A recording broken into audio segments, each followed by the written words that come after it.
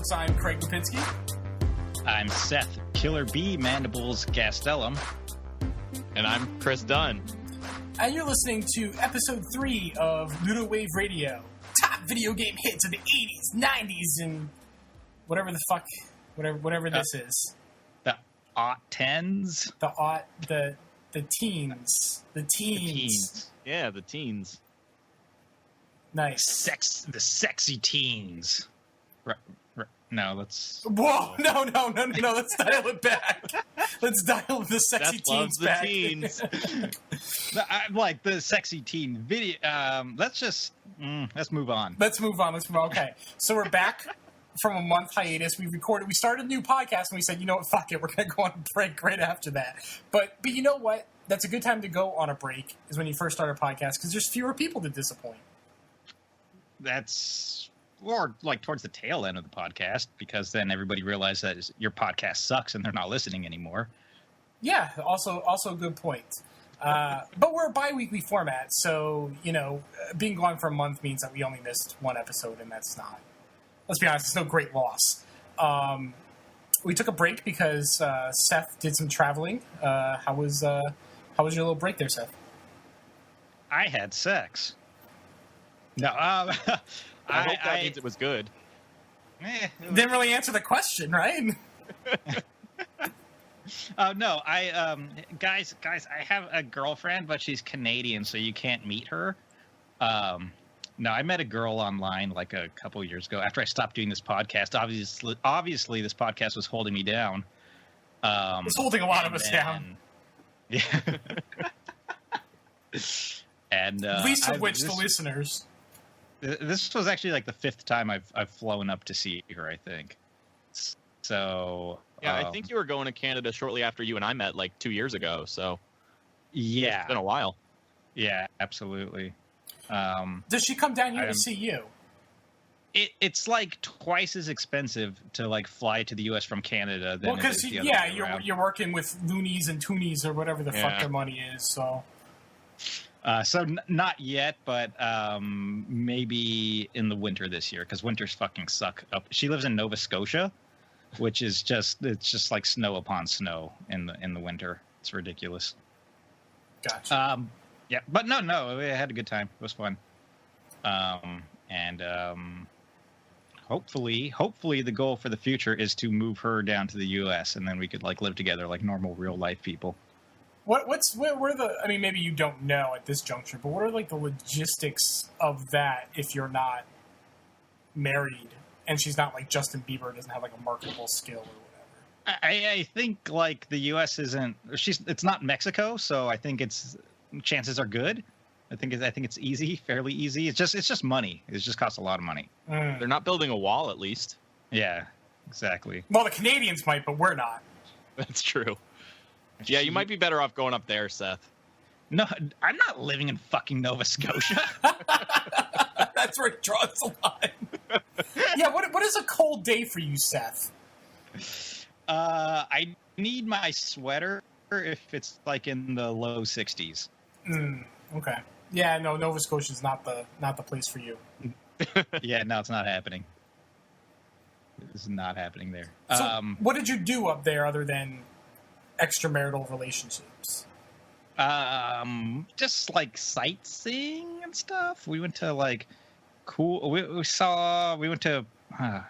drove to Truro, and there's a park there called Victoria Park, and there's really cool hiking trails and a waterfall and stuff, and we saw that dumb stuff. And we went to a place called Wolfville, which had no wolves and was barely even a ville, so that was just false advertising all around. Man, Canada fucking sucks.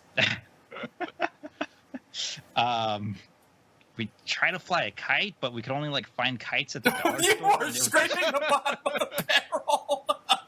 You went all the way to Canada, and you're like, let's try to fly. There's nothing to do there, so you try to fly. No wonder you want her to move here.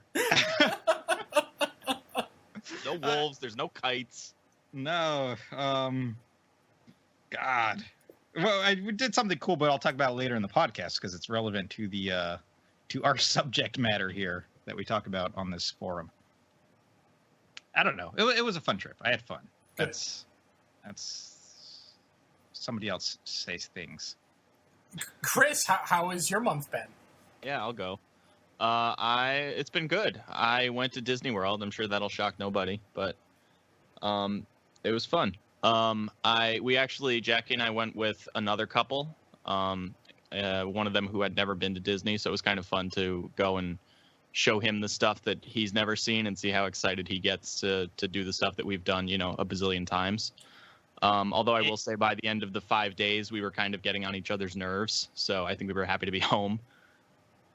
As happens when you spend 95% of the day with anyone. Yeah. So it was fun, but I was glad when it was over.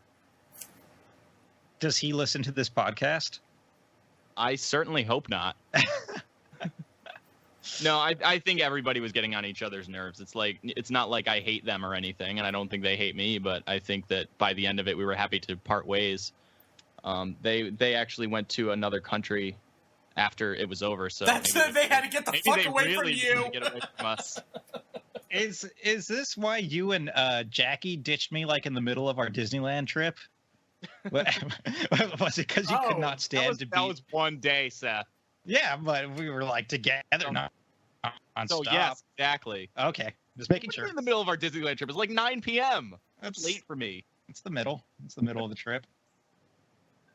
No, I would love to see you again, Seth. You should come to Wisconsin in the middle of the winter. I bet there's more stuff to do than Nova Scotia. Probably is. They're probably on par.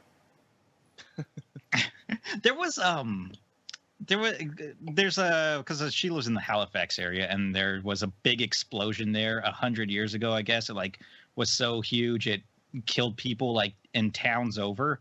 It was like the Tunguska blast or something like that. Yeah, it was like a giant World War something. No, I don't even know. It was there was only two of them. Flip a coin. No, figure it out. There was only one 100 years ago. I don't even know. I don't. I think we just narrowed this down for him. It was pretty good. World War II. No, it was a giant armory ship that was just like loaded to the gills with like ammunition and explosives and everything, and it exploded and just killed literally everybody everywhere. And then they had like this flower patch on the side of the freeway that like said Halifax explosion 100, like in really pretty flowers. I'm like, what the fuck is that? It just seemed very, very silly to me. Explosions are pretty silly. Yeah, absolutely. The other thing I've done in the past month is I started marathon training. So I'm gonna run 26 miles in like 3 months. That's fucking insane. Holy shit. Yeah, I'm paying money so that I can voluntarily run 26 miles. Doesn't that make sense? No. I don't like combined. I've run 26 miles in my life. I ran my first marathon last year, and it, I guess, went well. So I decided I'm going to do it again. I've been running 6 days a week for the last 3 weeks, which is crazy because I mean, I've been running for like 3 years, but not at that, frequency. So it's been a big change, but it's good. Hopefully the marathon goes well. Yeah, so good luck, man. The podcast really was holding everybody down because now Chris is running marathons and running every day. How is marathons, and you're traveling to other countries, and Craig's getting married. Wow, let's just cancel this podcast right now. It seems you've ruined everyone's life. Listen to Ludowave Radio. See you later. What about you, Craig? What have you been up to? Well, the last month was bittersweet, I guess, maybe is the best way to put it. I've been having a pretty good summer. I guess this year altogether, I made it a point to like just have a good year, which sounds, I don't know, really mundane. Like, yeah, everybody, let's do our best.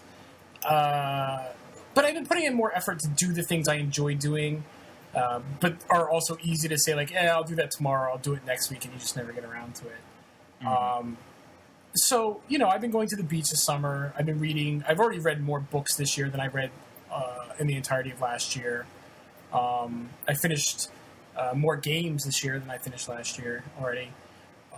So I've been having a pretty good summer. I took off the first week of July last week, and that was really good. But Megan got in a car accident. She's fine, but her car got jacked, and we thought it was so bad we thought it had to be totaled, but it's being repaired. She's gonna get it back next week, but it's been like 3 weeks without a car or something like that. Mm-hmm. That sucks. And she was hit. Like this person, it's just Megan and two other people were stopped at a red light, and this fucking car rockets into all three of them. Jesus Christ! Oh my God. Yeah, in New London, which doesn't mean anything to most people except for maybe Chris, but it's a city. This is not this isn't the highway or anything like that. This was like 25 miles an hour, city blocks, all that jazz. And so this person was clearly fucking off on their phone or something. They weren't paying attention. And don't even get me started on shitty drivers. My commute is 2+ hours a day. I could go on for hours about the shit I fuck. I've seen cars on fire. I've seen cars on top of each other. I've seen things explode. Like, people... Driving is something you learn at 16 years old, and then you don't have to learn it ever again. You could be 80 years old doing something you learned decades ago and still doing. No one cares. That's fine. That's cool. You learned this when you were a fucking child. Please keep eating your Egg McMuffin and Snapchatting while operating heavy machinery. That's fine. That is totally okay. People are really bad at driving. Absolutely. Yeah. And the crazy thing is, I've never been in. I've been in one accident. That's because some stupid idiot backed into me in a parking lot. But there's no way to prove anything, so it ended up being 50-50 fault, which is garbage. But whatever. It cracked my bumper. I had to replace my bumper. Not a huge deal. I've never been in a major accident. Megan's not at fault. The person who hit all these people, 100% obviously at fault. A cop showed up and even ticketed her. So it's very clear that she's at fault. Megan's not at fault here. But it's still super stressful, super time-consuming, and expensive even. It costs money when this shit happens. You don't just go... you don't go to your insurance agent and go, okay, do this stuff. You have a deductible. They don't cover. Maybe some do, but Megan's does not cover the entirety of a rental. It covers a portion of it. She had to go to she went to the ER just to make sure everything was hunky dory. It should all cost money, and you got to pay that. Mm-hmm. So that sucks, man. I'm sorry to hear that. Yeah, she's okay. But I'm glad she's okay. Yeah, I was worried the way that story started. No. I'm super. That's the most important part. Obviously, my heart skipped a beat when she told me. She's like, "Hey, I got in an accident." I'm like, "Ugh." But she's fine. But then immediately, once I knew I just started seething with anger because I fucking hate the way people drive. This commute completely changed the way that I drive. I dock my phone. I don't touch it. It's not in my hands. I can't do anything with it. There's nothing in my car. There's no way for me to be distracted. I'm always paying attention. But I see other people, and I'm just like, oh my God, I can't. How do people function? How do you do this? How do people function on the road like this? Just angry all the time, not paying attention. It's terrible. So I just immediately, I was just so mad with the idea that, someone fucked up driving and it could have hurt or killed Megan. I can't wrap my head. Just fucking pay attention when you're driving. For the love of fucking God, just fucking pay attention. Christ. It's not that hard. I wouldn't think that's so much to ask, but yeah. You're absolutely right. The way everybody drives, I guess it is. We had to put down our ferret. Oh, yeah, you said he was sick. I did say he was sick. We were planning to put him down anyway. We were planning to put him down, actually, this past week. We made the appointment. And that kind of, worked out in the sense that, like I said, I took last week off from work. And so I have, this last week off with him. But the first day I had off, that first Saturday, he just nosedived. He just wouldn't eat. He wouldn't move. And so I called the vet, and I'm like, oh, we need to bump that up. And they were like, well, we're kind of busy. It's the weekend. We're kind of busy. Can we do this on Monday morning? I said, yeah, sure. And then he just wasn't, he wasn't, then he stopped, blinking. So I called him back. I'm like, no, we're going to do this today. Because he wouldn't survive the day. He would have just died. But I think that would have been probably agonizing for you to take him in. So we took him in, had to put him down. That kind of sucked. I actually just got a card today from the vet. Like, literally everyone who worked there wrote, like, a little message about him. I've never seen that from a vet. We got that when our dog died, too. It was really nice. That is really... Because I got the card in the mail. I'm like, oh, fuck, don't remind me that my fucking weasel died. I open it up, and there's all these handwritten notes about it. I'm like, oh, well, that's really nice, actually. Well, yeah, that kind of sucks. But he had a long life, and he had terminal cancer. I mean, that's, it's probably... for the best, I guess, is the best way to say that. Why do a lot of these animals get cancer, man? I have no... I guess with ferrets, it's actually pretty common. They get this weird thing called insulinoma, and it fucks up their blood sugar levels. Ugh. Yeah, it's pretty bad. It's like I think like the reverse of diabetes, I guess, is the best way to put it. Yeah. Oh, our TV died. We only have one TV. It didn't die, so okay. So I turned it on one morning, and it had... I mean, just basically all the pixels were fucked. It just looked like the screen was jacked. And it wasn't like the source or anything like that. It was just fucked up. Turn it off, turn it back. I mean, everything. It was just straight fucked. It's a 10-year-old Samsung Plasma. It's disappointing, but that's not... I mean, you just have to be thankful that thing lasted 10 years, right? That's not... Yeah, seriously. It's not that surprising. So, we only have the one TV.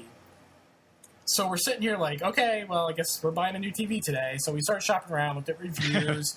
Gotta buy that TV today. Can't talk to each other or anything. We do. No, I have to play forbid. Listen, I was on vacation. I want to play Overwatch. Fuck you guys. Okay. And we bought the TV. We brought it home. And then the other TV was working fine again. So What? Right. So now we have two TVs. The new one is like even bigger than the old one. It's like in our bedroom, perched on my dresser. It's like this giant like condor overlooking our whole bedroom. It's so big. It's gonna fall on you and kill you both. And but buying modern TVs are modern TVs are crazy to me because for several decades, I mean, it was just basically like, do you want a color TV? Yes or no? Like that was. They're like, oh, this is a flat tube or whatever, but it's still a tube, or maybe they have a DVD player built in, or maybe it's enhanced definition, it does 480p or whatever, does progressive scan.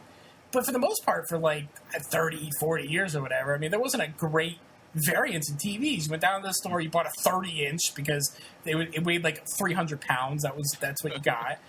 Yeah. And then HD came out, and maybe 2005, 6, 7, somewhere in that era, right? That sounded about right, where it started taking off. People that became more mainstream, and it seems like ever since then, in the 10 or 12 years since then, they're trying to buy every fucking TV under the sun. This one's 3D. This one's curved. Curved? Are you insane? What do I want a curved TV for? Those irrationally annoy me. Like I see them at Costco. I'm like, "Fuck you, curved TV." Nobody needs you. I don't understand it. If you're like the only person viewing this 70-inch TV in your living room, maybe that's fine. But that can't be great for like a wide viewing angle and a whole. I don't understand that. Yeah, they had 3D. They have 4K and is it HDR? Is that what I'm thinking of? Is that the other thing that they do now? Yeah, sure, that's a thing. Smart TVs, and all of it's garbage. I mean, I'm sorry, all of it's garbage. I know people are buying this, like, oh, I love my 4K TV. That's fine. You do you, man. That's hot trash. What are you watching on that? There's nothing 4K out there. There's nothing to watch on that thing. You got to go out and spend, $500 on an Xbox One X, whatever the fuck it's called, to get anything out of it. Well, you're not getting anything out of that TV. And smart TVs, those things are, what do they got? An Intel Celeron, and those fucking things are slow as hell. We got this thing is a smart TV. Is the slowest fucking laggy thing I've ever used in my life. In the year 2017, that is the slowest processor I've ever seen. They always have terrible Wi-Fi signals as well. They can't pick up shit. Yeah, our TV, we have to turn it on and then wait a minute for it to catch it's like the Nintendo Switch. We gotta wait forever for it to connect to the fucking Wi-Fi. You try to connect too soon, it's like, oh, and it says error, preparing TV. That's not an error we want. All right. That's fine. So I don't really know what the point is anyway. Is it in case you don't have a device that plays Netflix? Because literally everything plays Netflix at this point. Right. I mean, right now it's just convenient because, like I mean, we don't really have the space in our bedroom to put like the Xbox One or anything to connect that TV. Right. You know, once it's in the budget, we'll buy another Apple TV and connect that. Because I would rather use that. But I mean, I'd rather just don't put the smart TV functionality in there, save me the money, and then I can use that money to buy an Apple TV. I don't want that in there. Yeah, but like That's literally, the thing. I mean, I guess it works for you, you know, in this pinch before you get a new device. But I don't think anybody wants to use it as a long-term solution. Right, we're not happy about it. Like, we don't want to be using it. But we didn't do 4K. We didn't do none of that. So everyone's like, oh, what TV? I'm like, dude, you know, we didn't expect to buy a TV in the first place. We're not going to go out and buy, like, you know, a curved 4K, whatever the fuck. So we got a well-reviewed, like, mid-range Samsung LED. Honestly, even if I had the money, I don't know what there's nothing a TV does. Whether they can smell-o-vision next, like, I don't know what. There's nothing TVs can do that I would want. I'd have nothing to watch in 4K. I don't want curved nothing. That's silly as hell. It just like I said, ever since people started buying HD TVs, the TV industry is like, well, what else? What other crazy shit can we get them to buy? And people are buying it. So I don't know. Like, it's weird to people need TVs. People aren't going to stop buying TVs. Just like fucking, just give us decent, well built, non-fancy shit TVs that just are affordable. You know, you don't need to like try something new every year. It's just it's like it just looks stupid overall. Like, you're like, oh, what's going to be the next gimmick that nobody's going to use? Right, exactly. Or just put a processor on my smart TV that has like 2 cores maybe or something. Jesus, can this thing? It takes so long to load Netflix. It is mind-boggling. Just save all that money that you're going to put in this crazy hoopla and just make the smart TV faster. That's got to be cheaper than curving the fucking screen. You need those curved screens, Craig. I'm stuck on that. I don't understand that at all. That's just crazy. What do they do? What is the point of them? I don't know. I don't know. I've literally never had a problem looking at a TV screen. Like, I can always see all of the TV screen. I can't answer that question. I have no idea. And maybe 4K is a thing. Like, part of me was like, well, maybe I future-proof myself and get 4K. But then it's like, I guarantee you there's someone like 6 years ago thinking like, I'll get a 3D TV and future-proof myself. Joke's on you, motherfucker. Nothing's in 3D anymore. So I don't think there's anything about future. I mean, until there's like hologram TVs or whatever, like, I don't see the value. The plasma that we had that we thought died is only 720. It's only 720p. Like, and that looks good to me. Like, I don't know what size or what distance you have to be from a TV before 1080p and 720p makes a huge difference, but it doesn't to me. I don't see a drastic difference where I need to worry about that. So like 4K, I don't see that fitting into. What was like the price difference between the TV you have and a 4K TV? Well, we didn't do a lot of shopping around in that regard, price comparison in that regard, because 4K. I mean, that stuff really wasn't that much on the table. But you can get, you know, nice 4K HDR TVs for, you know, like $1,000. And that's not outrageous. Like, our 50-something inch plasma, the 10-year-old TV, I mean, that was like, it's like $1,200 10 years ago. You know, I understand that, you know, if it's going to last me 10 years, I don't mind spending $1,200 on the TV. That's fine. That's actually really good. But our TV was right. But if you're going to spend $1,200 on a TV with all these bells and whistles that aren't going to go anywhere, like 3D, then right, because in 10 years, none of those bells and whistles aren't going to make a damn bit of difference anyway. Right. But our TV was like $500. It was like $550, I think, actually.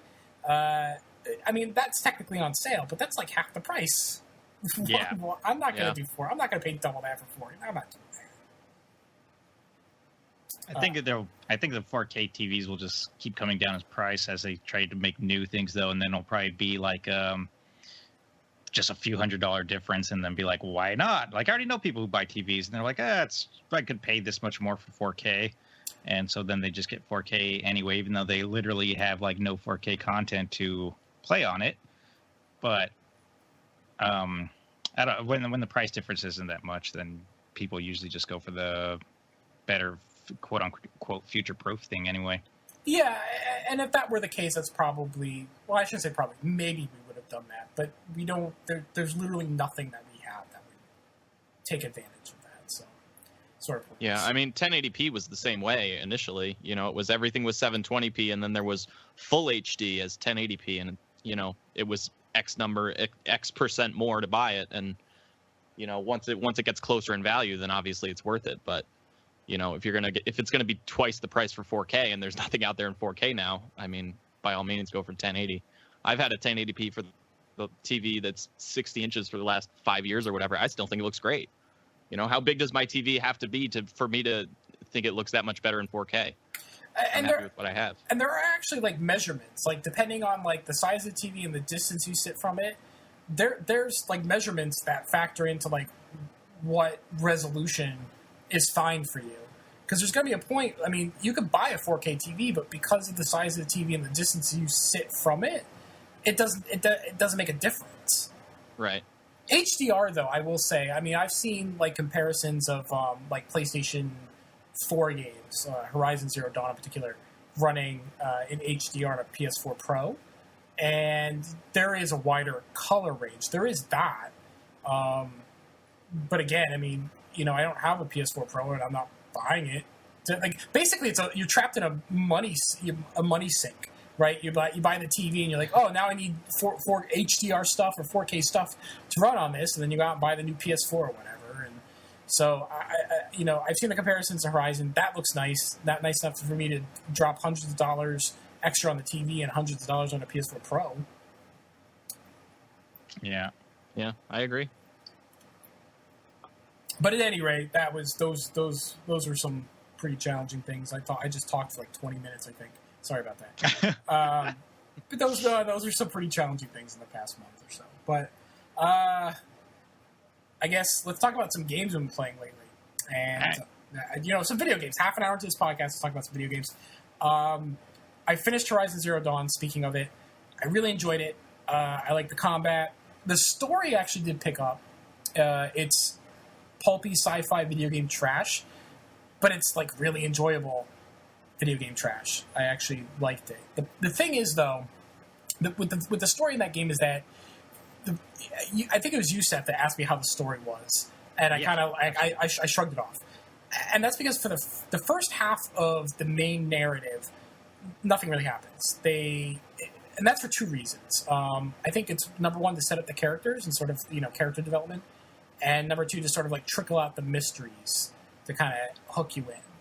So I get that. The problem with that is that it's an open world game.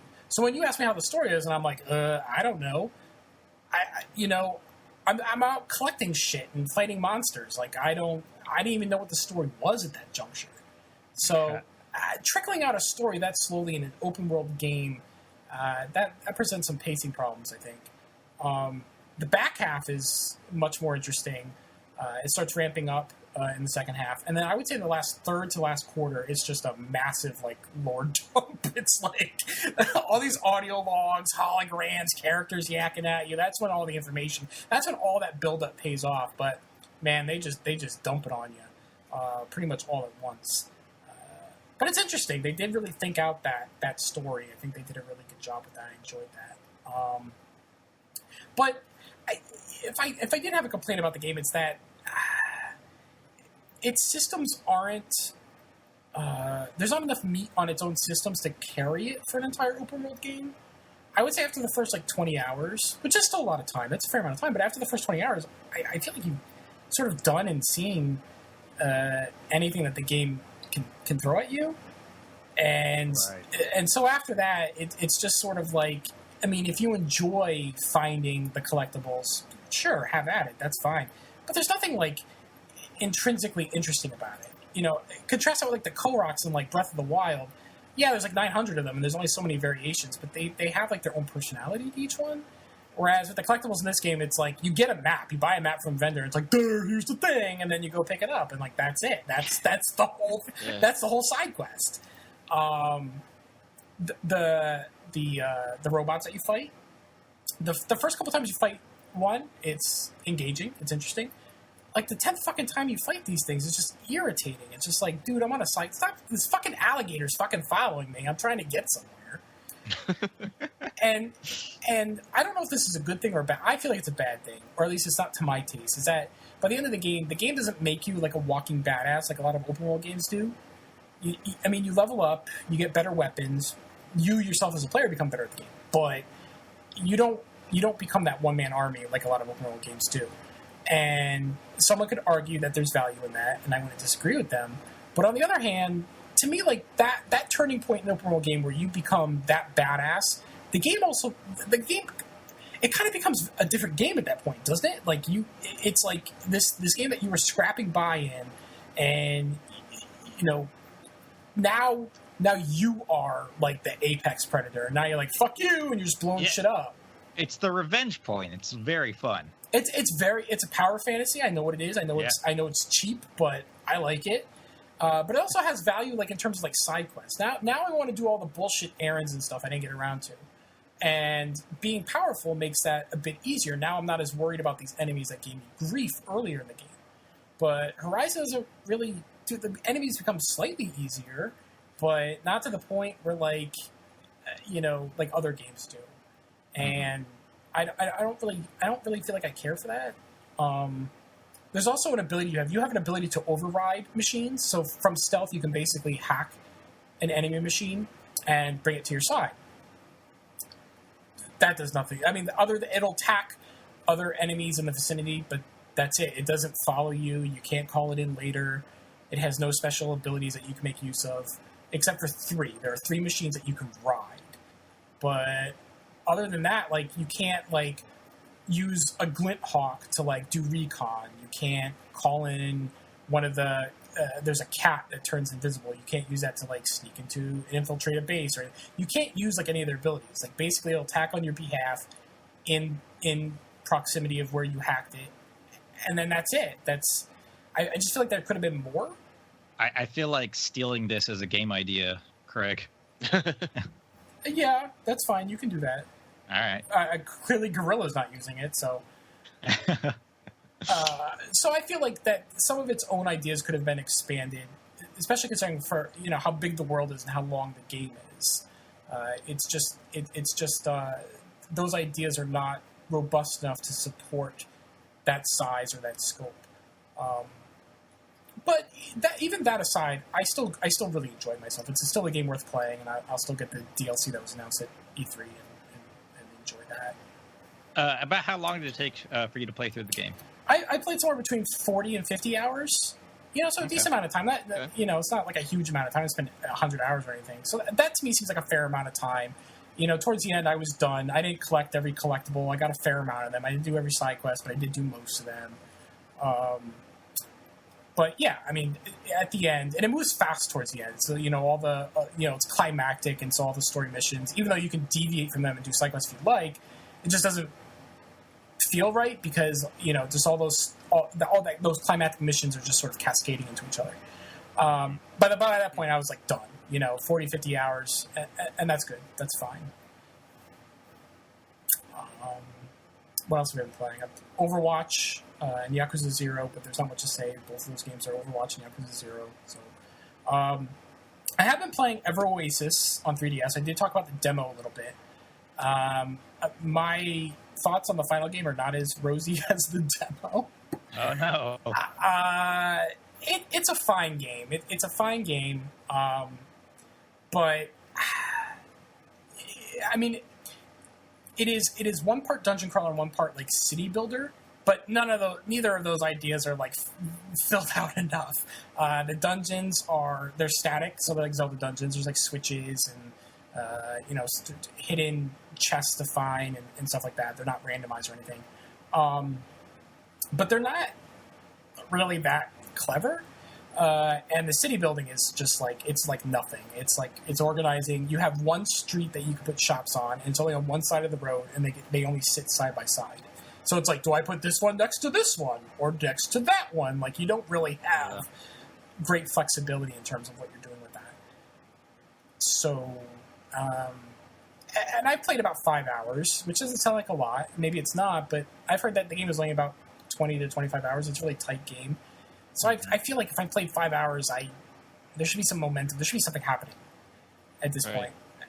And I'm not feeling it. it's also very talkative. There's a lot of tutorials. The Japanese method of a pop-up window that you have to like scroll through. No, I hate those so much. Yeah, there's a bunch of those. One popped up when I took damage. I got a tutorial for taking damage. I wish I was making that up. I'm not. So, it's a very pleasant-looking game. It's got some good ideas. It's just not... It's not all there, though, unfortunately. And I'm also playing Tokyo Xanadu on the Vita. And that's going to come out to PS4, I think, later this year. And that's a Persona-like, I guess you can call it, where, you're a high schooler by day and you're interacting with kids, and then, by night you're dungeon crawling. It lacks the pizzazz and the personality of Persona, but it's competent in its own right. And the dungeon crawling is the dungeons are static, and the combat is real time. Right on the. I mean, it doesn't shift to a battle screen or anything like that. It's just right there. I like all that. The writing isn't superb or anything, but it's just sort of sloggy, though. And I think between like Ever Oasis and like Tokyo Xanadu, like I just realized like these are genres of games that I like, and these are sorts of games that I like. And 5-10 years ago, I would have been all over these games. But just at this point, I don't have the time or patience to sit through all these pop-ups and to slog through this gameplay that like I've experienced before. I really want to like these games because they're not bad, and I think they're up my alley, but I can't do it anymore, especially after playing like Breath of the Wild. Like there are Japanese games that are coming out, especially you just look at Nintendo, you look at Breath of the Wild, you go to Splatoon or ARMS or Mario Odyssey's not out yet, but you can take a look at that and you can be surprising and engaging with the player, even in complex games. And then kind of going back and playing these games that could have come out 10 years ago, I feel like I'm supposed to like them, but I don't. I mean, to be fair, like Falcom and Grezzo aren't exactly the huge companies that Nintendo are. No, but they're also, but they're probably not blind and deaf either. They have to know what's going on. It's true. I don't say that to be ableist. That's my mistake. But you have to be aware of what's going on in the industry. And I feel like the industry is making some efforts to move away from the heavy tutorials that were used in the 7th gen and just these sloggy cutscenes. I think we're starting to move away from that, and some studios are making efforts, but some of them are just really clinging to that. They're just not even trying. That whole like heavy tutorial era of video games was so annoying when it first started, and it lasted for just so long. I'm like really glad it's starting to go away. And companies going, oh, people hate all that bullshit, because like we didn't have any of that stuff like up through until what, PS3 even? Yeah. I wonder though. The argument is that they don't want players. Games have become easier and highly instructive, or that they're, I don't know if instructive is the right word, tutorial driven, because they don't want the player to get frustrated and to stop playing the game. No, but back in the day, like the levels were designed to teach you how to play them. The game was designed so that you gradually learn how to play. Yeah, but those games have their own problems too.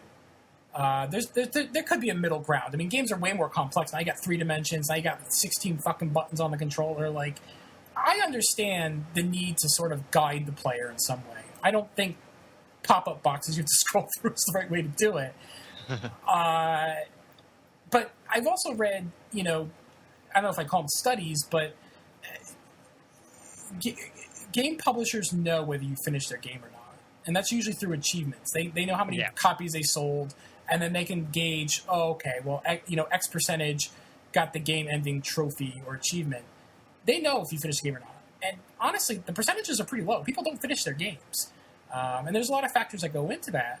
But I almost wonder if like this mindset of like, oh, we got to keep the training wheels off so people don't leave our game has backfired. It's the exact opposite. All those training wheels are keeping people going like, oh, fuck that. I don't want to play this. I'm sick of this game. Yeah, no, that was me and Skyward Sword, so. Yeah, absolutely.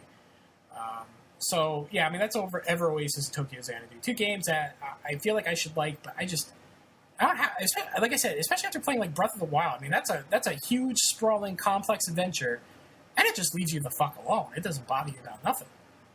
And so after playing that, like it's hard to go back to something that is up your ass about 2 or 3 pages of tutorial dialogue. You took damage. I can't do that. That is ridiculous. Yeah, it is ridiculous. Yeah, I think those tutorials were frustrating at the time, and now that we're starting to move away from that and see stuff like Breath of the Wild, it just makes it that much worse. Right, exactly. It's that contrast. Now you've seen the light, and now you're like, oh man, it's so hard to go back. Even for a game that is otherwise enjoyable. So, that's a shame. Speaking of Breath of the Wild, I went back to that. The DLC came out, the first DLC pack, and the first DLC pack is clearly geared around making you play a game, the content that's already there, right? The content that, like, Nintendo's like, we know you didn't finish this fucking game. This game is huge. Go get back in there and do all the shit you didn't do. And that's what that DLC pack is built around. And the second one is new stuff, I mean, there's new stuff in the first one, but I think it's structured around sort of remixed content or re-engaging with existing stuff. And I think that's smart because nobody's done everything. Very few people, I'm sure, have done everything. So I think that's actually really smart. I've seen a number of people on Twitter say, like, oh, well, this should have been included for free or included in the main game. And it's like, fam, you know how big this game is? This is like the biggest game of all time. And you're complaining that, like, the Hero's Path feature should be included for... Get out of here. The game is... Yeah. You can use that mentality for anything. I know they got at least 90 hours of entertainment out of that game already. Yeah, and then, like, I mean, it's $20 for the 2 packs. So, if you look at it as the first pack being $10, yeah, I'm not going to sit here and tell you it's a ton of material, but it's well worth the $10. I'm not going to entertain this idea of, like, oh, it should be included. Everyone says this shit with DLC. I've rarely run into a game that has DLC where the main game did not feel like it wasn't worth the purchase price because it didn't have enough content. It may have not been worth the purchase price for other reasons, but not because it felt like things were shaved off. And personally, in the year 2017, I'm tired of hearing about that when it comes to DLC. Like, these games are super expensive to make. What are you going to do? Like, some of the stuff has to be set aside. Well, especially with Breath of the Wild. I mean, you look, it got rave reviews. People spend hundreds of hours playing it, and now all of a sudden it's not worth the value anymore because they added extra content. Yeah, bullshit. Yeah. I remember when Street Fighter Cross Tekken came out. You know how many playable characters in that fucking game? Dozens. I think it's like I want to say it was something like 70 or 80 characters, and I feel like I'm making that up, but I know there's a lot. There's a lot of characters in Street Fighter. I'm not kidding. Look it up. If you go to Wikipedia page, there's a fuck ton of characters in that game. However, there are a few characters that are DLC, but they're on the disc. And there are various reasons why they're on the disc. It's for online parity, it's to save bandwidth, it's to save storage for people. There are very good reasons to have those characters on the disc, even if you're charging for them later. And there's people complaining, they're on the disc, why I gotta pay? Motherfucker, there are 70 characters you just bought. Go play with those. Why are you complaining about the 5 characters that are on the disc that you gotta pay extra? Oh my god. 55. It's 50, okay. Yeah, not 80 characters. But 55 is still a lot of characters, right? Well, Craig, maybe it should have been 80. Right, maybe, yeah. People are really whiny when it comes to DLC. Anyway, I feel like the DLC is worth it. I've enjoyed hunting down all the special equipment that they give you, like Tingle's clothes and Minda's mask. I've enjoyed that. I haven't done the Master Sword thing yet. I'll probably get to it. But yeah, that's me. Chris, what have you been playing? Sure. I played through the Switch version of Cave Story, which came out at retail. And I loved Cave Story when I first played it. I played it on the Wii, obviously, well after it originally came out for free on PC. But I loved it, and I kind of wanted to own a physical version of it. And this is a really nice package. You know, it comes with an NES style manual and a mini disc with a soundtrack on it. And I think there was a free keychain or something if you get a GameStop, which I didn't. But I didn't get a fucking disc with music on it. Did you get you didn't get a disc with music on it? I don't think so. It was inside the case. I didn't open the case. Well, it's a mini disc. Well, there you go. Yeah, I got mine at GameStop, and everything came inside the case. The keychain, the disc. I'm like, oh, where's the music CD? And they're like, oh, everything should be... I guess one guy told me that everything should be in there, and another guy told me there's no way there's a disc in there. I'm like, nah, there's still... The mini disc was inside the case, and so was the key. The keychain came in a cloth pouch, too. It was really nice. Yeah, that looked pretty nice. I saw some pictures you and other people posted. I got mine from Amazon because, 20% or whatever, but... with just the CD and the manual, it's a really nice package, I think. Yeah, it's like $30 too. It's really well worth it. So it's like a mini disc, like the GameCube size discs. Yes. So it isn't okay. All right. Open that case up. I'm going to. It gets around to it. I bought it and then I left for Canada, so. Understandable. Yes. Yeah, I mean, there's not a whole lot to say about Cave Story on the Switch. I mean, it's as good as it was on the Wii or I guess on Steam because it has some bonus content and stuff. But it's still really good, but it's definitely worth picking up on the Switch, the retail version with some of the bonuses. I also played, while I was on my flight to Disney, I played the Blaster Master Zero demo. And speaking of demos, I kind of wish there was a way to sort what demos are on the Switch eShop, which is a minor thing, but there's a few demos up there. There's that, and there's Snipper Clips, and I think Puyo Puyo Tetris has one. How do you find the demos? I know that, like, on, like, the 3DS, like, you would go to the game itself, and then there'd be, like, a demo button on that game's page. I don't think there's a way to, like, sort what games have demos. You just have to go to the game, and it'll say, oh, there's a demo available. So I basically Googled it.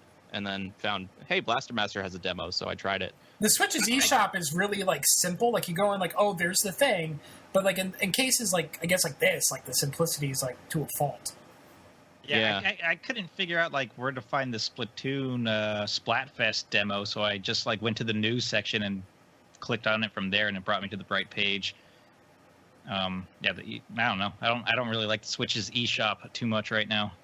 Yeah, I think it'd be better if it had like some more categories. I after I played the demo, I decided I was going to buy Blaster Master Zero, which I did, but you have to go and like search for it because the only categories are like bestsellers or new, and it's not in either of those. So kind of a pain to navigate sometimes. But anyway, I played Blaster Master Zero, the demo, and then the full version. I haven't finished it yet, but I really like it.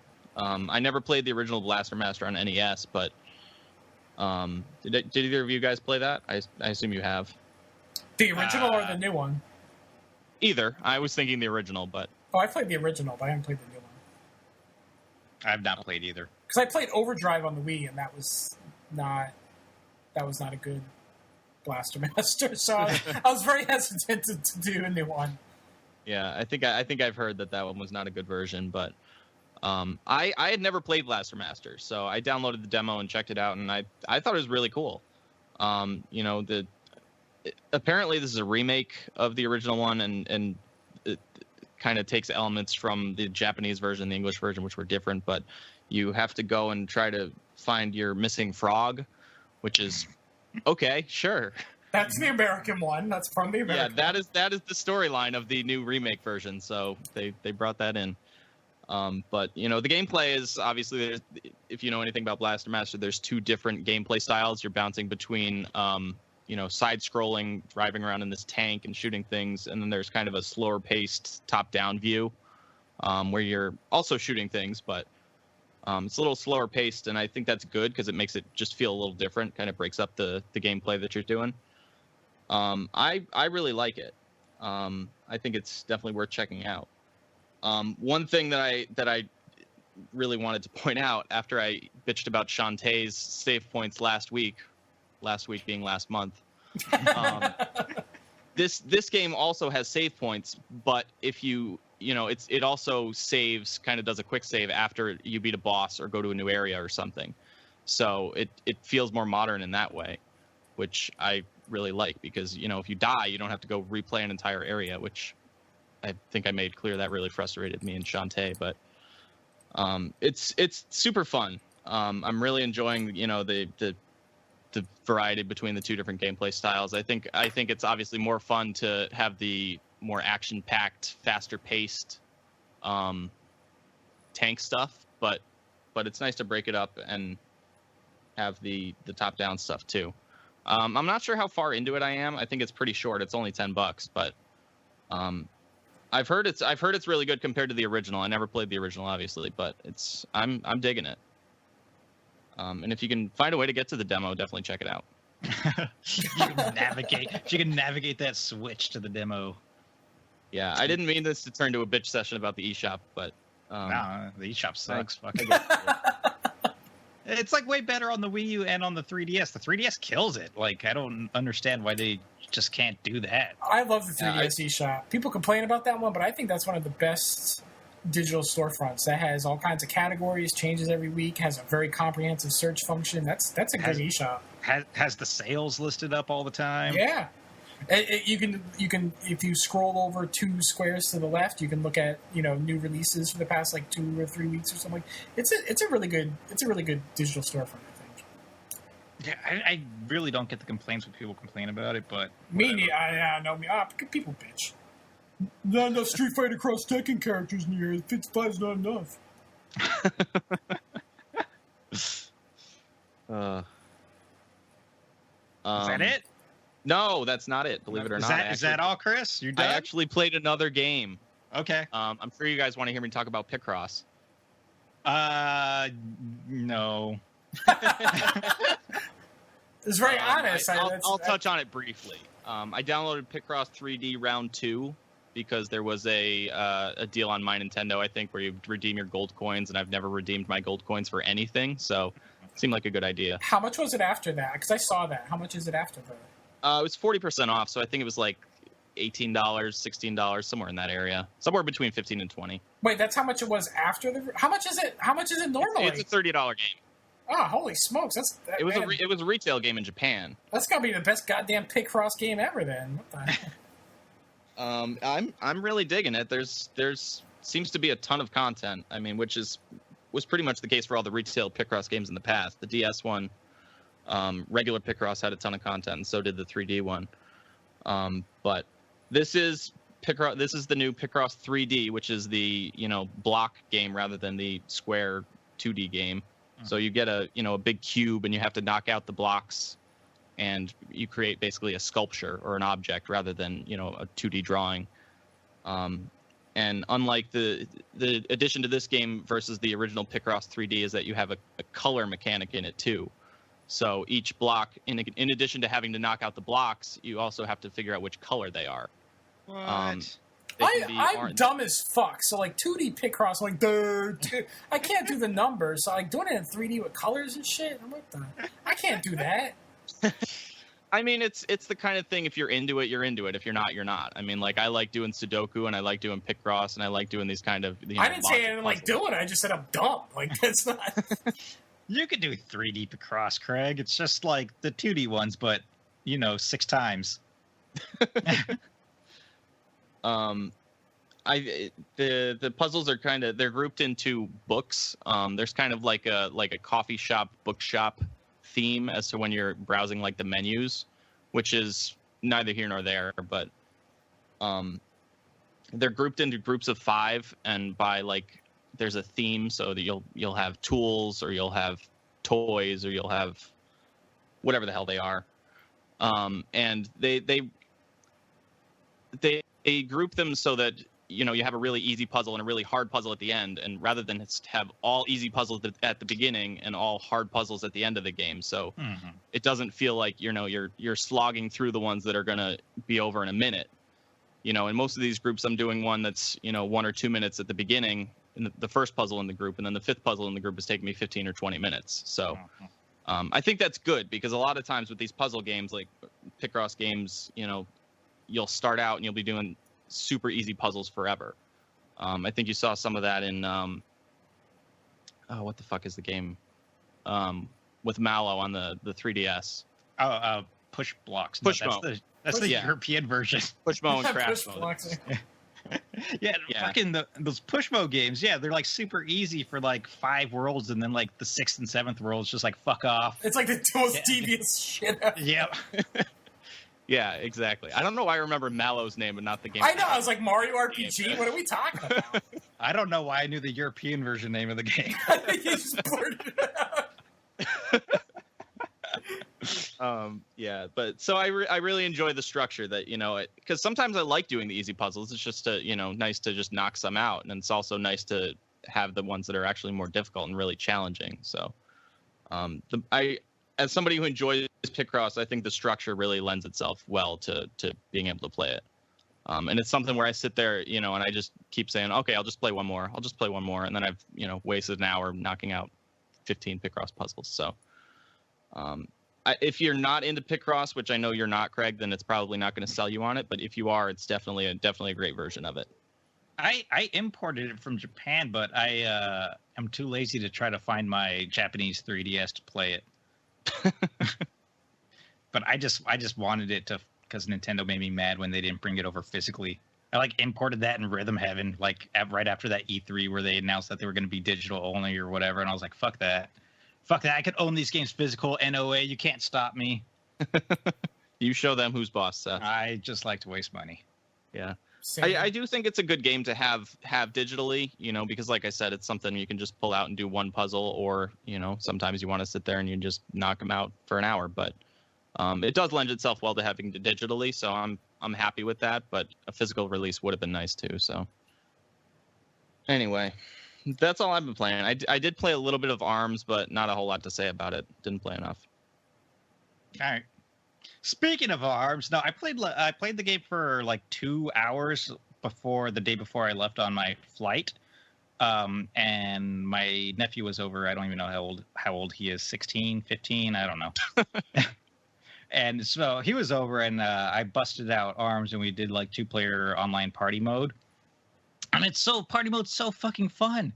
And I love it with 2 people. You don't know who's going to be fighting next. Is it going to be me? Is it going to be him? Is it going to be both of us together? What mode are we going to do? Are we going to be tag team together? Are we going to be playing volleyball or punching targets? I don't know, but it's just super fun throughout. And I don't know. I like that game a lot. I'm going to start playing it more now that I'm back home. I only got home yesterday, everybody. I really like ARMS, but one thing I don't like about playing it 2-player is that if you have 2 players and you're using a total of 4 Joy-Cons, 2 per player, there's no way to use buttons. You have to use motion. Yeah, even when I was playing one pair of Joy-Cons and 1 Pro controller, I couldn't figure out how to use. I couldn't use buttons on the. You can't. We do the same exact thing. You can't do. Yeah. You can use 1 Joy-Con each, but who the fuck wants to do that? Nobody wants to do way. That. Yeah, so you can't play 2-player because Megan and I, we have 4 Joy-Cons because she has her own Switch, and we try to play, and there's just no way you can't do it. The game doesn't let you. I'm actually okay with the motion controls in this game, though. They're actually not that bad. They are. I will give them credit. The motion controls are actually pretty good. But there are trade-offs. There are certain things you can do with motion controls that you can't do with buttons, and vice versa. You can't move when you're blocking with motion controls because it requires you to face the Joy-Cons inward. So then you can't then angle them to move. You can do that with buttons. And then there are certain things with motion that you can do that you can't do with buttons. But I think for longer sessions, I'd rather have the buttons. Motion controls are fun, but they're good, but they're a novelty. They're not how I want to sit down and play the game, personally. I was okay with them for the couple hours I played. And I played the demo with the controller. I'm not even sure which I prefer, honestly. I think I like both of them, but I don't know which one I like more. I played when I was in Canada. My girlfriend booked a VR session for us, and it was in like an old convenience store that still had the convenience store like everything up, like just the convenience store like name and everything, and it was just looked like a convenience store from the outside. I'm like, are you sure this is the right place? And we walked up to the door, and there's just like a little handwritten sign on the door that says like try VR inside. I'm like, okay. We're either gonna get murdered. Yeah, we're either gonna play VR or get murdered in here. And like we walk in, and there's like just a shit ton of empty shelves with like maybe 3 bags of potato chips on them, and then like two Coca-Colas in one of the fridges. I'm like, this is weird as fuck. But it was like just one dude running the place, and he had like a curtained off area that was probably 5 by 5 feet maybe, and then like the VR helmet. It was a HTC Vive, and it was like tethered to it had like one of those ceilings where you could like lift up the panels, and it was like just tethered over one of the rails between the 2 different panels, so the panels were lifted up. And I was like, this is amateur hour over here. But he had a badass PC, and so all the games ran super awesome. I played, what did I play? I played Batman Arkham VR, I think it's called, and I just instantly fucking loved that thing. Because like when you start off, you're like at a piano or something, and Alfred starts talking to you, and he's like, I think you need this, and then he gives you a key and walks away, and then you stick the key in a piano, and then you open it up and like hit some buttons, and then all of a sudden like the piano pulls away, and then the floor like turns into an elevator, and you start going down to the Bat Cave, and then like the suit up things come out, and you put on like your gauntlets, and then your Bat's armor, and then your cape and cowl, and then you get to like look in a mirror, and like Batman mimics like your actions with your head and your hands and everything, because you're holding the Vive controllers, which are super cool by the way. And like I'm just like making Batman like rub his chin and like scratch his armpits and everything. I'm like, I'm fucking Batman. I'm Batman right now. Did you say that? I did. I'm Batman. I started doing Batman voice and everything. I don't think you could like play that and not do that. That's what I'm thinking. How do you play that game and not do that? Yeah, no. And then let's see, you get like your batarangs, and they like strap to the front of your utility belt, and you got your grappling gun on the right side of your utility belt, and a I don't know, some sort of fucking detective wand. I'm gonna you know Batman's detective wand. No, it's like of course. Right, it's with the bat shark repellent. Yes, exactly. No, just some sort of like, I don't know, little handheld computer thing that I didn't use for doing detective work in the game, because I didn't play it super long because I wanted to play a few different things. Right. And the batarangs are like for everything, you just like reach down your belt, and then you squeeze like the sides of the Vive controller, because they got like little buttons like around the handles of them. So you just like squeeze those like you're actually grabbing something, and then Batman will grab it, and then you just like flick it and let go of your squeezing, and you could just throw batarangs. Like some stupid, completely pointless, like hit all the targets in the Batcave game came up, because that's what Batman does. He sits down in his Batcave and throws batarangs at balloons that are floating in the air. But like I was like just dual wield throwing those, like going off on each hand. Like it's really responsive, and like it's super good at knowing where your hands are going. But after the initial, like, I'm Batman, I'm throwing batarangs and grappling, using a grappling hook and stuff, it was, like, too tedious of a game to play for too long. Like, you got to do some shit at the Bat computer and watch stuff. That sounds really engaging. It's just, like, Googling, like, who is the Joker? Like, what? Basically, like he has cartridges. I don't know how old the fucking Bat computer is, but there's like cartridges that you can plug into it, and like what is it, a Commodore 64? The Joker sent you a video on your Bat computer specific cartridge player, because apparently he has access to that. But yeah, no. After that, it was I lost interest in it fairly quickly. I might be more engaging as if you like have the time to sit down and play a game, but no, not there. I feel like all I've heard about this game is that at the beginning you suit up as Batman and see yourself in the mirror, and that part is awesome. So I think I've heard that a lot, though. That's worth it. I think it's only like a $20 game or something. So if you want to feel like you're Batman for 5 minutes, I think in addition to the thousands of dollars of hardware you have to buy. Just go to a creepy convenience store. Yeah, we can do that. Yep. And I did some it was only like a semi-interactive underwater ocean thing. It was like the deep abyss or something, and it was you're underwater in the abyss in pitch black, but you have flashlights, and then there's all these like multicolored fish that are the shiny underwater fish, like the ones that sell for 5,000 bells in Animal Crossing type of fish. And then all these like jellyfish, luminescent jellyfish come up, and they're really pretty. And you could like sort of just bop them around and bounce them around and move them. And then bigger and bigger jellyfish come, and then a group of sparkly fish are swimming around you. And then they all get scared and take off, and a giant squid comes and like threatens you, but he can't get to you because you're underneath some whale bones or something. It's cool. It's really cool that because it's a standing. He had a standing one, like I said, it's like a 5x5 curtain, and it's like you go like walk around and you can like duck down and peer around and look at stuff. And I've never done anything VR before, so it's just like super awesome to feel like you're in another place,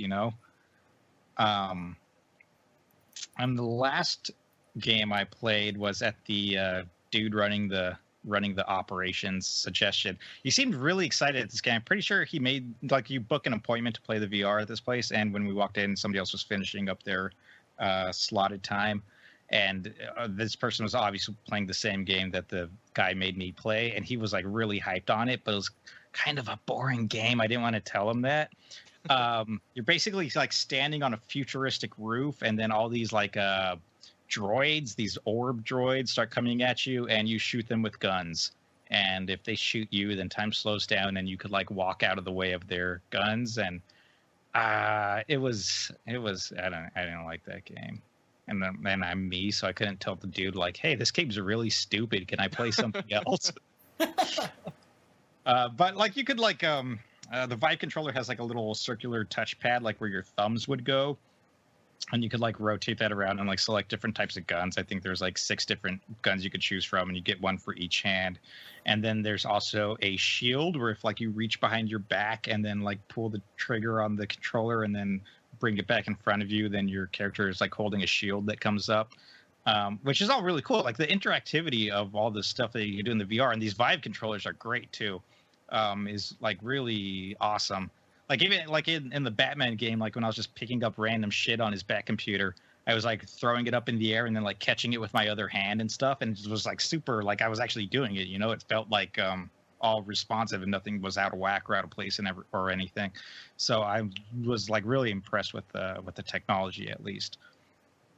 My girlfriend played a Rick and Morty game. If that was pretty funny and looked fun. But I was like just more interacting with stuff on like desks and shit. So I don't know how. I mean, is our VR games like all just desk work? It's just chores, but you're wearing goggles.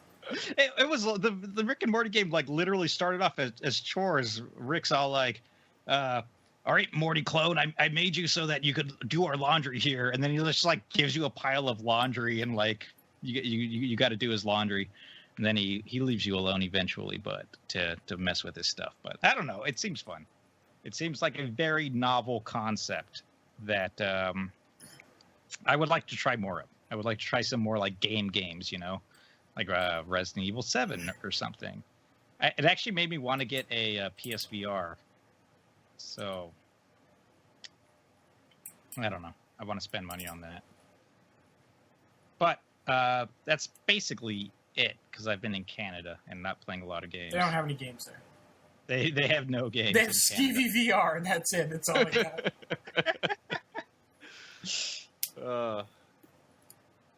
It's cool. Yep. So what are we moving on to? I guess we'll talk about some news. All right. Yeah, just this week, Ni no Kuni 2 got delayed. It was supposed to come out in November, and it got delayed until January, in just a couple months.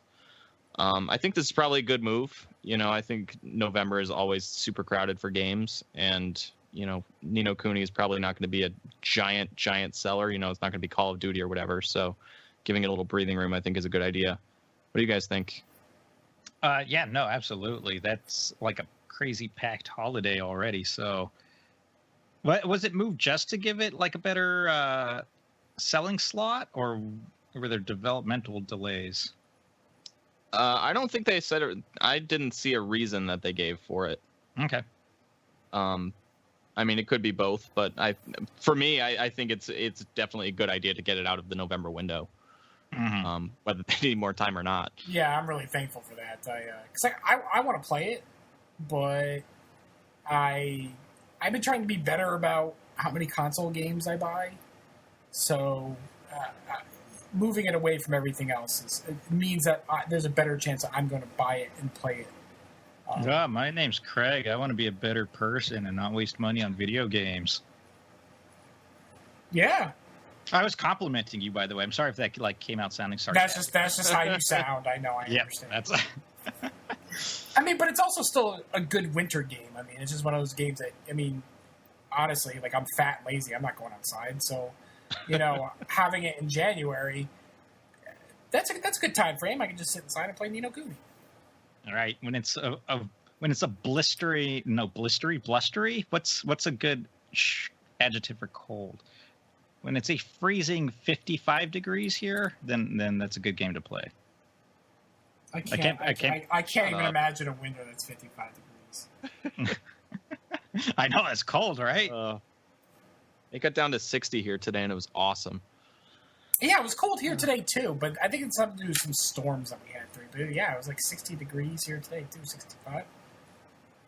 My air conditioning hasn't been working the last couple of days, so I was grateful that it got down to the 60s. Anyway, yeah, I think that's good news. The biggest news of the last month was the Super NES Classic was announced, which I think we talked a little bit about, this being rumored or the potential of it last time, but I think this is pretty cool. It's going to be $80. It comes out in September. It will include Star Fox 2, which was never actually released. That's bonkers. Yeah. Who saw this coming? Not the people who made the game. No, yeah. No, they did not. Dylan Cuthbert? Yeah. Is that his name? Yeah. Yeah, I had just read an interview with him, too, where he was talking about, how they're actually... Because there are versions of Star Fox 2 online, but they're all prototype unfinished ROMs. But he said that Nintendo did fully master and bug test the game, way back when. And so there was a master version that was just never released. Yeah, apparently they used it as a reference for Star Fox Command. Mm-hmm. So, yeah, no, that's crazy that the game's actually coming out. And it's crazy that that means that there's Super FX chips on the SNES Mini, which I'm pretty sure none of the Super FX games came out on any of the virtual consoles or anything, right?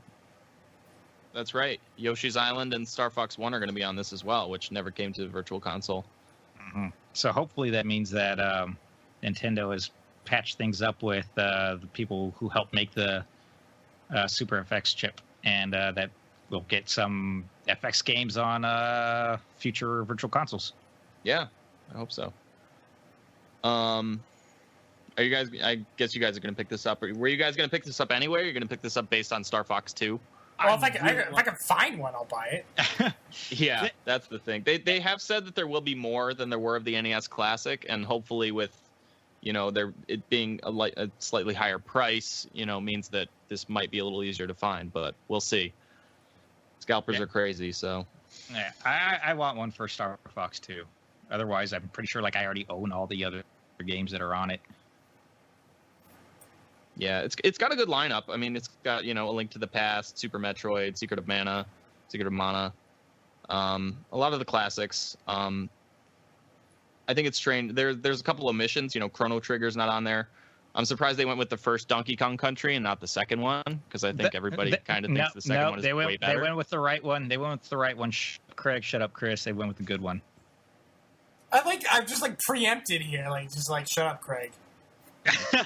I know. We've had this discussion in the past. Well, I'm actually going to agree with you. They went with the right one, but only for I feel like marketing purposes. You don't. If there's a trio of games, you don't slap the second one. Even if the second one is the best one, you don't put that on there unless you're going to put all three. So I think. All right. That the first one is probably the best. Let me rephrase that then. They went with the best game in the series. Yeah, no, they didn't. Canada has made you delirious. I don't know what else to tell you. I wonder if you'll be able to load it up with ROMs like you can with the NES Mini. They probably fix that. Ah, They'll probably fix it, but it may still get hacked again. But I'm definitely going to pick this up. I haven't. Do you guys have NES Classics? Nah. I got one for my girlfriend, and I put a bunch of games on it for her. I was lucky I managed to get one, when it went on bestbuy.com for 5 minutes or whatever. Mm-hmm. I don't actually play it. I just think it's a cool little package. I like that it has, the period packaging and all that stuff. So I'll probably pick this up, but just as more of a collector's thing. Outside of Star Fox 2, of course.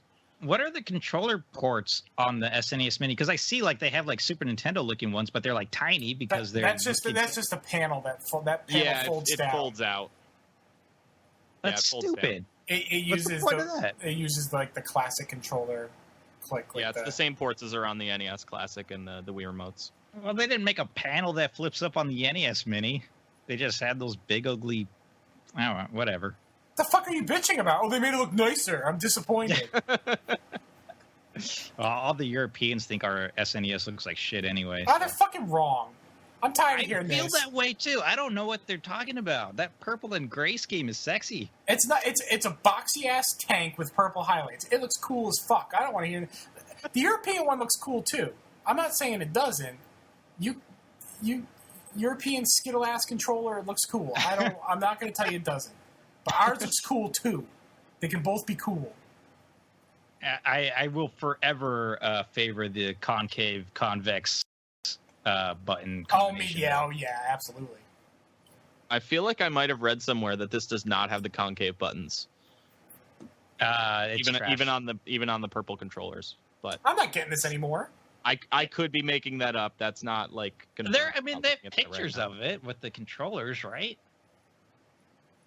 I'm gonna look this up. I'm looking up pictures. Yeah, look it up. I could be lying. Don't trust me. Fake news. So I don't even. God, I fucking hate the internet.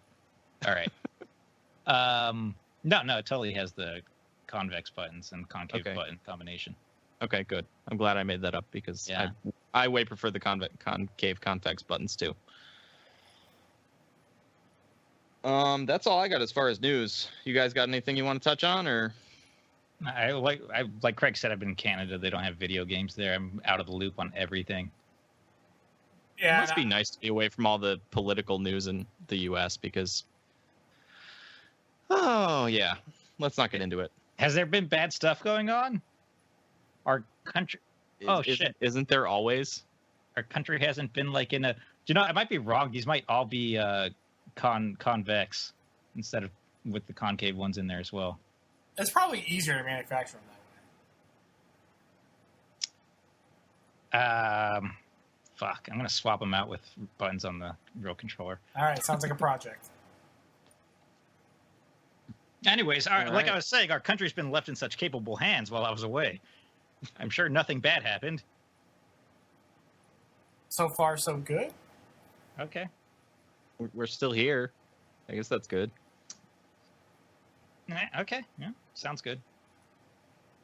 All right. Let's move on. Seth. Let's move on. Oh, yeah. Mailbag. I actually get to do something, so I'm like, All right. So I'm going to read this very, very timely question from Nathan. Nate. We all know Nate, right? Yeah. He says, this was the first year in a while I didn't find much to be excited for besides the usual Nintendo goodness. This is regarding E3, by the way. Do you guys think E3 is still necessary, or should everyone just focus on promoting directly to their fans like Nintendo does? I think both. Because Nintendo's at E3. So right. they do directs, and then they do their E3 presentation, which is pre-recorded, but they still have a massive presence at E3. They have a huge, booth, and then they have the Treehouse, which is also on location there. So, but do you think it's necessary for them to do the whole E3 thing instead of just doing their own stuff throughout the year? So it's actually interesting. I mean, you make a joke about this question being timely. It's not. E3 was a month ago. But I was actually thinking this E3 after a number of E3. Because for a number of years I was thinking, like, E3's, this is stupid. This is pointless. We don't need E3. I kind of swung the other way this year, where I almost feel like there is still value in it. To have, like, one of these big events that, the industry kind of, comes together on, there is value in that. And there's, it's tough, I think, for developers. They have to build, like, vertical slices for, like, demos and videos and stuff. I mean, there are challenges for E3. And this year was interesting because it was open to the public. And I heard from journalists that was a pain in the ass. There was just too many people there. It was really a pain to do their job because E3, I mean, up until this year, was a trade show for people in the trade, not plebs in cargo shorts. It's probably better if they did it like Tokyo Game Show, where the first couple days are like press, and then there's public days. That's probably a better format. But I mean that changes the dynamic up, having it open to the public. But this year I kind of came around on the idea of having, enjoying the idea of this yearly thing. Could there be improvements? Sure. Yeah, absolutely. Yeah. But I kind of like, I think that's my attitude about a lot of mainstream or AAA or big video game stuff this year. Because for a number of years I was very cynical. And I think my cynicism, it's not cynicism anymore. It's not like overall positivity, but it's probably more healthy skepticism about things rather than a negative outlook. And I think that's probably a better place to be.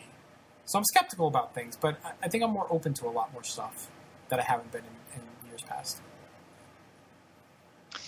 Yeah, I think has value just like even as a celebration of video games. It's a time of year when everybody, no matter what platforms you own or what kind of games you like, can like get excited for video games all at the same time.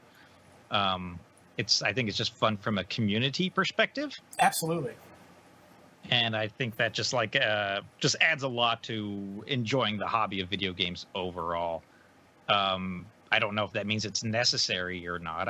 It's probably not necessary, but it's fun. I think it's a fun way. Just even taking away just journalists and everything getting to play new games and people being able to network behind the scenes because they're all together in one location. I think it's just fun from a community perspective. Yeah, I mean, from a fan perspective, do I think it's really necessary? Probably not.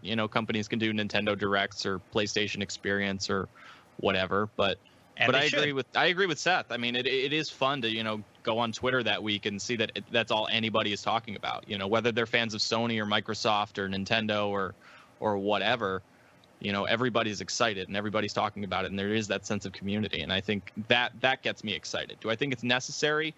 Maybe not, but I still get really excited about it. So I think the press conferences may be unnecessary at this point. Like, you could just do a tight video that's edited to hell and back to make sure it's enjoyable from start to finish. But otherwise, just E3 on a whole, I think should definitely stick around. Yeah, I mean, you look at Nintendo. I mean, like we said, they do Nintendo Directs every couple of months. They can do their announcements there, but the Treehouse stuff is interesting. You get to spend a half hour watching something go in depth.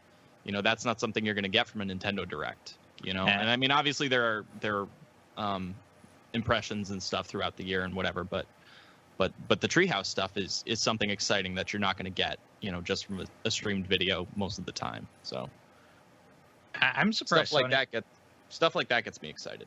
Yeah, I'm surprised Sony and Microsoft didn't copy the Treehouse thing this year, because that's just a great way to like give a huge look to games to the public live, and everybody at home could get a glimpse of these games that the people at E3 are playing. Yeah, and they can still control the narrative. It's not like it's random reviewers who are going to say, "Oh, this game sucks." Right. It's Nintendo staff playing them. Well, Microsoft doesn't make games anymore, so that's... There is that. They make games, just not Xbox exclusive games. Just No. everything's on PC as well. They make the Xbox UI, and that's just every 6 months. That's what they put out. That's it. That's all I got. Well, they publish games, I think. Let me rag on. Shut the fuck up, Seth. I'm ragging on Microsoft right now. I'm trying to. I don't give a shit about anything they're doing with the Xbox One, but I just feel like you're being unfair to them, Craig.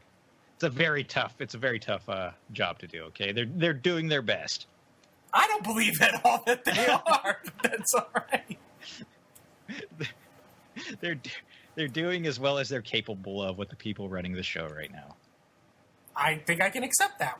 I give All them right. that, yeah. No, there we go. You're welcome, Microsoft.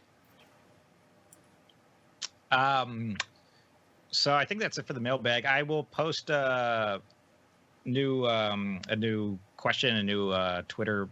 Man, I cannot talk. See what Canada's did to me? I will post a new Twitter message the Thursday before we record our next episode, looking for questions and comments and everything for our next mailbag. What what date is that actually? Oh my God! Are you telling me to look at a date? Okay, the 27th of July 27th. So July 27th, you'll shoot something out. You gonna do it on Twitter and Facebook? Twitter and Facebook, Ludowave Radio on both. All right. Is that it for this episode then? Anything you like to add? No. Oh, I got a puppy. You did. That one's Really? that puppy's gonna inevitably die too. Fuck you, Craig. What Jesus the fuck, Christ. Craig? You don't know this puppy's not going to live forever. You don't know that. You're right. You know what? I'm assuming things about your puppy. You're absolutely right. I'm very jaded. My pet died too. My mom let her eat like a giant steak bone. Like she gave it to her dog who no steak, just eat the meat. And then this puppy swallowed a big old chunk of steak bone. And I'm like, Jesus Christ, Mom, you just fucking killed my dog. And I made her feel really bad. And then the puppy's fine still, but I don't know. My mom should still feel bad for that. She hasn't come around since. I haven't seen her. I do work for a dog food company, Seth. I'll send you some coupons. All right, awesome. No, her name's Piper, and she's a mutt, and she's great, and I love her. Well, congratulations. That's Thank you. awesome, Seth. Yep. And now I think we're done with the episode. All right, cool. I want to thank everyone for listening. You can find Ludowave Radio at our home for now on soundcloud.com/Ludowave Radio. I did the research. That sounded like a good place to host podcasts with SoundCloud. I didn't realize you're going to go out of business. I didn't know nothing about this. But you can find us on soundcloud.com/Ludowave Radio, where you can subscribe, you can download, you can stream, you can comment, you can do all those things. It's very convenient.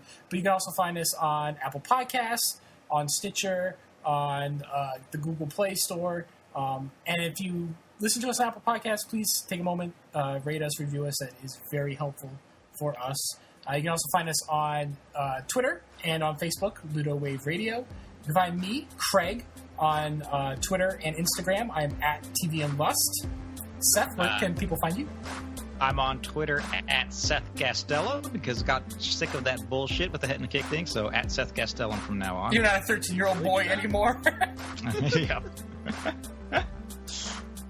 And you can find me on Twitter and Instagram at echrisdunn. I hope you were done, Seth.